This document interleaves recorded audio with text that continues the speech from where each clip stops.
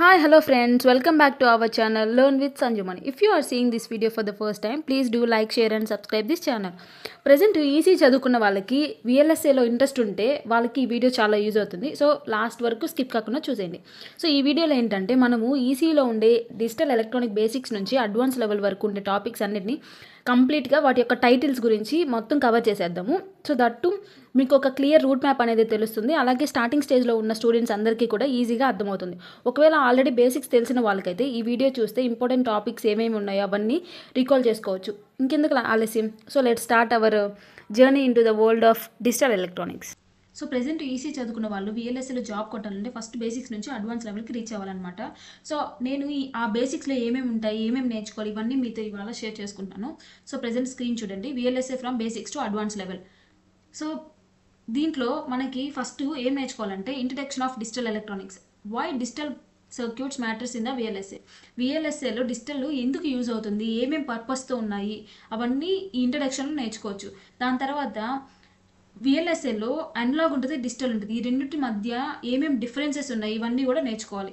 ఇది అయిపోయిన తర్వాత ఈ డిజిటల్ అనేవి అసలు రియల్ టైంలో ఎక్కడెక్కడ యూస్ అవుతాయి, లైక్ స్మార్ట్ ఫోన్స్ కానీ, ప్రాసెసర్స్ కానీ, మైక్రోచిప్స్ కానీ, CPUs కానీ, వీటిలో ఇవన్నీ యూజ్ అవుతాయి అనమాట.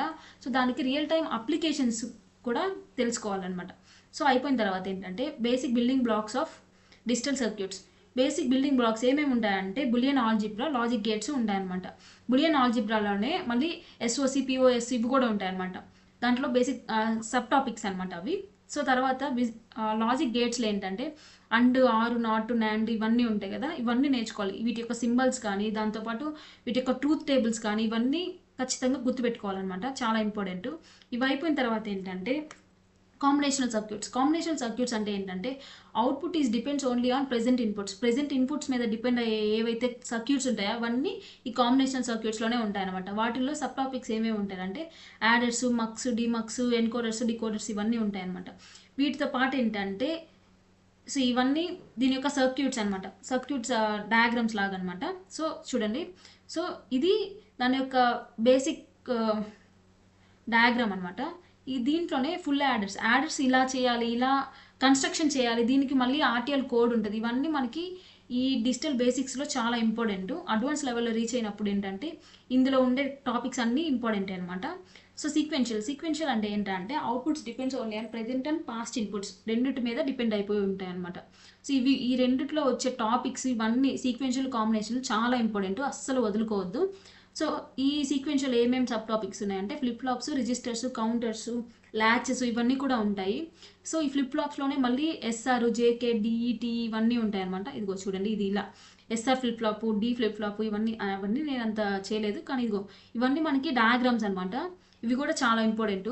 ఈ డిజిటల్లో చాలా ఇంపార్టెంట్ అయినవి ఏంటంటే ఈ సీక్వెన్షియల్ కాంబినేషన్ మాత్రమే ఎక్కువ నేర్చుకోండి, ఆ రెండింటి గురించి మాత్రం. సో తర్వాత నెంబర్ సిస్టంలో ఏంటంటే బైనరీ, ఆక్టలు, డెసిమల్, హెక్సాడెసిమల్ ఇవన్నీ కన్వర్షన్స్ ఉంటాయి. ఇవి కూడా చాలా ఇంపార్టెంట్.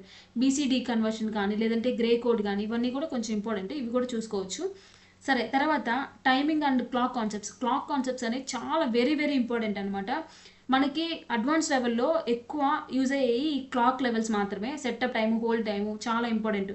క్లాక్ స్క్యూ కానీ ఇవన్నీ చాలా ఇంపార్టెంట్ అనమాట. అసలు క్లాక్ ఎందుకు యూజ్ చేస్తారు ఇవన్నీ ఇక్కడ తెలుసుకోండి. దట్టు అసలు దాని యొక్క రియల్ అప్లికేషన్స్ కూడా తెలుసుకోండి. ఇది అయిపోయిన తర్వాత ఏంటంటే దీని యొక్క K-మ్యాప్స్, డిజిటల్ సర్క్యూట్స్ యొక్క డిజైన్ మెథడ్స్లో లైక్ K-మ్యాప్స్ ఇవన్నీ కూడా ఉంటాయి, ఇవి కూడా చెక్ చేసుకోవచ్చు. సరే, ఇవన్నీ నేర్చుకుని అయిపోయిన తర్వాత HDL అనేది హార్డ్వేర్ డిస్క్రిప్షన్ లాంగ్వేజ్ అనేది చాలా ఇంపార్టెంట్. దాంట్లో మనం కోడ్స్ కానీ, లేదంటే బిహేవియరల్ మోడలింగ్ కానీ ఇవన్నీ దీంట్లో రాస్తాం అనమాట. సో ఇది కూడా నేర్చుకోవాలి. ఇది అయిపోయిన తర్వాత ఏంటంటే ఇక్కడ నుంచి డిజిటల్ లాజిక్స్ నుంచి VLSAలోకి అడ్వాన్స్లోకి రీచ్ అవుతాం అనమాట. ఇక్కడ ఏంటంటే మీరు ఎక్కువ నేర్చుకోవద్దు, only ASIC and FPGA flow ఈ రెండింటి గురించి కానీ తెలుసుకుంటే సరిపోతుంది. తర్వాత ఇవి నేర్చుకుని అయిపోయిన తర్వాత దీంట్లోనే ఈ డిజిటల్లోనే FSM కూడా ఉంటుంది అనమాట. FSM అంటే మోర్ మిలే కాన్సెప్ట్స్ ఉంటాయి, ఇవి కూడా చాలా ఇంపార్టెంట్, ఇవి కూడా నేర్చుకోండి. ఇది అయిపోయిన తర్వాత ఏంటంటే మనకి టూల్స్ ఏమేంటి అంటే లైనెక్స్, TCL, పైథాన్ ఇవన్నీ ఈ త్రీ టూల్స్ మాత్రం చాలా ఇంపార్టెంట్. ఇవి కూడా దీని యొక్క లైనెక్స్ బేసిక్స్ కానీ, లేదంటే TCL కమాండ్స్ కానీ ఇవన్నీ చాలా ఇంపార్టెంట్. మన వీడియోలో కూడా ఈ లైనెక్స్ గురించి చెప్పున్నాను, లైక్ 10 బేసిక్ కమాండ్స్ గురించి ఎక్స్ప్లెయిన్ చేస్తున్నాను, ఒకసారి చెక్ చేయండి. సో ఈ టూల్స్ కూడా చాలా ఇంపార్టెంట్. సో తర్వాత ఇవన్నీ నేర్చుకునేది అయిపోయిన తర్వాత ఈ డిజిటల్లో విఎల్ఎస్ఏలో చాలా మంచి మంచి జాబ్స్ ఉన్నాయి. సో అస్సలు వదులుకోవద్దు. ఈ విఎల్ఎస్ఏలో మళ్ళీ మనకి ఫ్రంట్ అండ్ బ్యాక్ ఎండ్ అని 2 ఉంటాయన్నమాట. వాటి గురించి కూడా నేను ఒక వీడియో చేస్తాను. సో ఇవన్నీ ఖచ్చితంగా నేర్చుకోండి. ఇవన్నీ డిజిటల్ బేసిక్స్ అనమాట. Digital basics to advance level అనమాట. ఇవన్నీ ఎక్కడ మిస్ కాకుండా మొత్తం కాన్సెప్ట్స్ అన్నీ నేర్చుకోండి. So thank you for watching this video. Please do like, share and subscribe this channel.